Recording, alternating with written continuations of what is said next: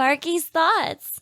Make no questions about it, being black is a blessing, truly and utterly. As much as we're not always necessarily known for the best things, we've done some pretty revolutionary things. And not just in entertainment like people usually just give us credit for, but in science and politics, in fashion, not to glaze my people, but we've done it all, man. We're pretty revolutionary beings, if you ask me. And we don't just do things. We do things with such a swag and a finesse and a character I don't even think science can truly break down. A lot of this character coming through certain lived experiences that I feel like a lot of us just had to go through, aka a canon event. Things that happen that are nothing short of pertinent being black people. And that's really what I kind of wanted to talk about today, right? There's a lot of things that you go through, or, chances are that you went through being black. And also I'm aware that other races can go through this stuff too, but I can only speak from my experience, and I'm not a fan of long titles. That being said, the Black Canon events. The first Black Canon event is pretty much just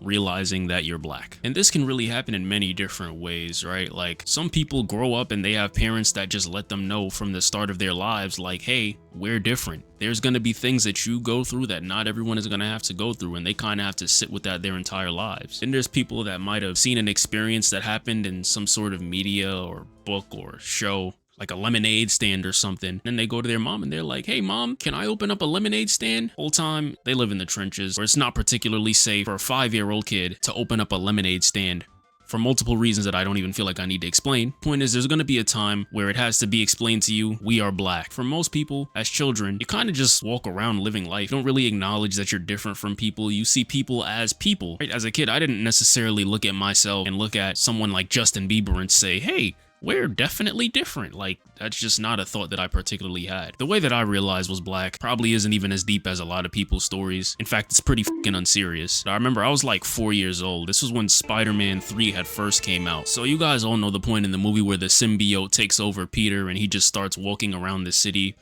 pretty much as a dick. At the time, I thought it was cool. Looking back on it, it probably isn't cool, and it was probably a lazy way to display someone turning evil. But that's not the point. The point is, at the time, I thought it was cool, right? He went from this lame-ass nigga wearing glasses to like this rebellious, cool asshole. But the point is, his whole aesthetic changed. But he had this comb over that I'm gonna attempt to recreate with my, niggified hair right now. It was something like you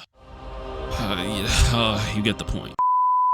Yo, quick intermission. If you like me or my content, consider following me on Twitch. I go live literally every other day, and definitely follow my second channel, Sparky No Thoughts. I upload there damn near every single day. And also follow me on Instagram. If you like me, just like my face, or just want to see what I do with my life. Thank you for your time, and back to the video.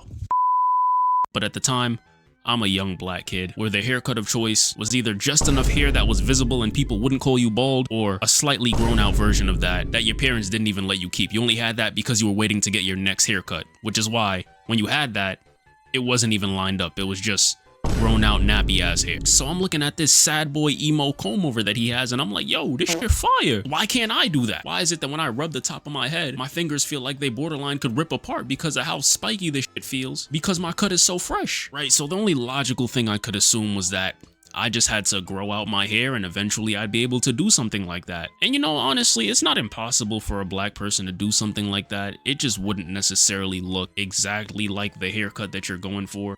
It looks a lot less cool, I will admit. Like, I don't know, some people could pull it off, but it probably wouldn't have looked that great on me. So I remember I asked my mom one day, I was like, hey, like, the dude from Spider-Man, he had his hair a certain way. How do I get it like that? And my mom just kind of had to awkwardly explain to me, like, you'll never get it like that. Even if she did give me the privilege of allowing me to grow out my hair, my shit would never look like that because I'm black and he's white. Didn't quite understand what that meant yet. And so she just briefly explained to me, like, hey, you look like this, he looks like this. Do you recognize a visible difference between the way that you and him look? And then ever since then, I couldn't unsee it. I had realized that I was black. Now, once again, everyone has their own story for going through something like that. Mine wasn't necessarily too traumatic, thank God, but go ahead and leave yours in the comments if you experienced this. And yeah, while we're on the topic of haircuts, let's go into canon event number 2, going through the phases of the haircuts. Now, as I stated earlier, when you're young and black and you don't necessarily give a fuck about how you look yet, at least back then, the haircut of choice was typically gonna be the little Bill, or if you were lucky, the everybody hates Chris, right? Your parents wasn't letting you go too far past that. For most of your childhood, it's like, bro, At least for me, I ain't give a about how I looked. I ain't really care about getting girls. As long as no one was making fun of me, I was pretty much good to go. But as you get older, women become less of this thing that has cooties and more of like, damn, why my PP doing this? Women start to become attractive, and so we think less about what our parents say looks good and more about what the girls that I'm trying to get say looks good. At a certain point it was waves, at a certain point it was like a taper, and at other points it was that curly afro thing that only niggas that was mixed with Spanish could get. 2016 was a harsh time. Now waves was an attainable haircut if you could easily get waves. Me personally, I could get waves, but I was never a high maintenance ass dude. I wasn't gonna sit there in class brushing my hair all day to try to create ripples. They didn't come that easily to me, and I already didn't feel like doing work in school. Brushing my hair all day on top of that was a little bit insane. So those were off the table. We already mentioned the curly LaMelo Ball Odell Beckham Jr. ass cut and why that was unattainable for me. I just ain't have that hair type. And the thing about the taper is, major problem that every black kid has to go through, your parents don't let you grow out your hair. I don't know where this comes from, but black parents, especially the older ones, and especially if they weren't born in America, just hate the idea of seeing hair on top of a young man's head. I remember when I first started growing out my locks and my grandfather saw it, he was like, you need to cut them because you're gonna get arrested. And I'm like, what? This is not the Jim Crow era anymore. And even if it was, probably would have got my ass beat for being black in general. I think it would take them a while to even notice that I had locks because they would have been too busy trying. So then you go through that dilemma of like, damn, ain't shit I could really do with my hair because my parents don't let me do it. And really, you just don't know how to present yourself. And honestly, I want to say that this ends well, but like some people still go through this to this day. Their parents just never let them grow out their hair. How I kind of got over it is just like, I got a little older and naturally they started caring a little bit less about what I did. And so I would just slowly grow it out, My dad would be like, oh, you want to go to the barber? And I'd be like, yeah. And I'd tell the dude like, yeah, you know, I could just get a little line up or whatever. And then he'd be like, yo, your dad okay with it? And I'd be like, yeah. Because at this point, the nigga wasn't trying to take me to the barber anymore. I had to go there myself. Like naturally, as you get older, your parents just kind of let up on you. And so you kind of have to use that to take liberty to kind of test the boundaries in different places. I ain't saying do drugs or anything, but like, you know, that's how I slowly finesse my way into attaining some hair. And last but not least, being friends with a YN. Growing up in a predominantly black community, you're gonna encounter a lot of different characters. Some of them are gonna be great people, a lot of them are not. But I feel like everyone has this phase where, at least for me, right, like growing up, I was a pretty innocent kid, bro. I wasn't worried about doing no dumb shit. I wasn't worried about fighting. I wasn't worried about committing crimes. In fact, if I wasn't a semi-successful class clown, I probably would have been considered a lame-ass nigga back in school. But everyone has this phase where they become friends with someone that they probably shouldn't be friends with because they just do ridiculous shit. Fighting, beating up teachers, spitting on principals, stealing, all types of shit, and then slowly realizing like, damn, this nigga's a fucking menace. And obviously there's levels to this, right? Like one time I was friends with this kid who literally just had a reputation for being bad and everyone hated him. But I was the type of kid where it's like, I didn't necessarily believe the hype or what I was hearing. I had to experience it myself. And so we were cool. You know, I thought he was pretty funny at the end of the day. And then he starts teaching me certain words. And at this point, I'm 5 years old. We're in kindergarten. He was Jamaican. So he was like, hey, say bumbaclot. I'm like, shit, bumbaclot? I didn't know what the f that means. And then he was like, hey, you want to know another word? I'm like, yeah. He was like, say bitch. And I was like, okay, bitch. It's all fun and games, right? It's fun to say. And then all the other kids at the table are like, oh, don't say that, don't say that. And I'm like, oh wow, words have this much power?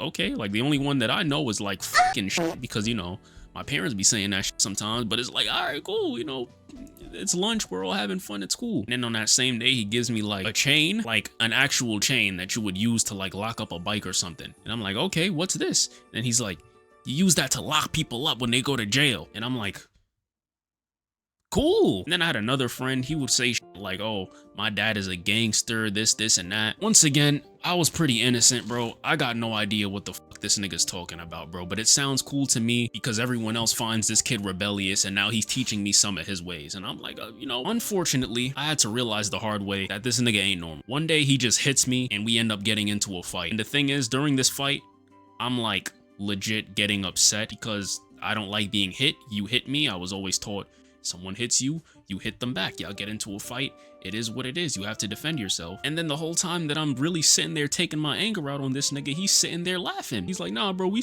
cool, bro, we cool. I'm like, bro, You just kicked me in my stomach and knocked the wind out of my gut. What do you mean we're cool? This is some shit that you do for fun? Then there was another time with the first friend that I was telling you guys about, where after school, basically, we had to wait in the auditorium for our parents. If you were leaving to go home after school, you kind of just had to leave and go home.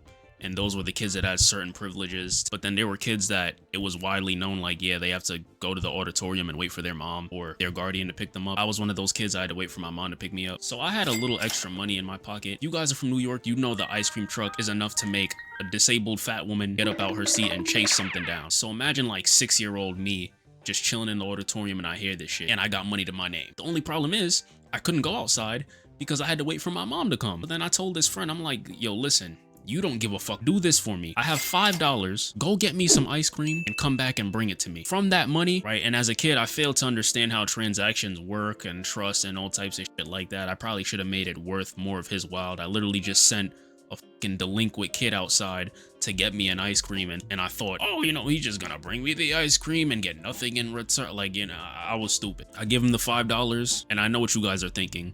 He never came back. But the thing is, he actually did come back. But I know what you guys are thinking again. He came back without the ice cream. And this time, you'd be wrong again, because he actually did come back with the ice cream. But the nigga came back eating my fucking ice cream. So I'm looking at the nigga, I'm just like, yo, what the fuck? That wasn't supposed to be for you. You were supposed to bring that shit back for me. And he goes, nah, yeah, but it started melting, so I ain't want it to go to waste. And I'm like, bro, it's outside. You get the ice cream, it takes no more than 10 steps to bring the ice cream back inside. You mean it melted? It wasn't even fucking hot outside. And he goes, nah, yeah, I'm sorry, bro. You still want it? At the point he told me that shit, bro, when I tell you there was nothing left but like a piece of cone, I was like, my nigga, no, I don't fucking want it. Needless to say, I was not friends with that nigga after that. But yeah, that's pretty much all that I got for you guys today. I could definitely make a part 2 of talking about this shit, especially talking about more delinquent friends that I had growing up. You guys let me know if you relate. Let me know if there's anything I missed. Shit, give me some ideas to talk about. Talk about your own experiences. And more importantly, subscribe to the channel, please. I want to hit 100,000 subscribers. Like, I really fucking do, man. So it is. So if you guys could, like, if you really sat through this whole video and you're still listening and you didn't subscribe yet, bro, like, really, man? Like, come on, bro. Like, clearly I entertain you. Why not just subscribe? And don't forget to follow me everywhere. And wash your ass and take care of yourselves. I'm out.